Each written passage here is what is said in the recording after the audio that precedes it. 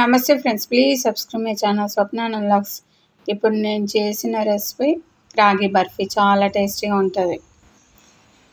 Stove on చేసుకొని ఒక కడాయిలో నాన్ స్టిక్ ప్యాన్ అయితే మంచిది, నాన్ స్టిక్ ప్యాన్ తీసుకోండి. మీరైతే ఒక స్పూన్ నెయ్యి వేసుకొని ఒక కప్పు రాగి పిండి కూడా వేసుకొని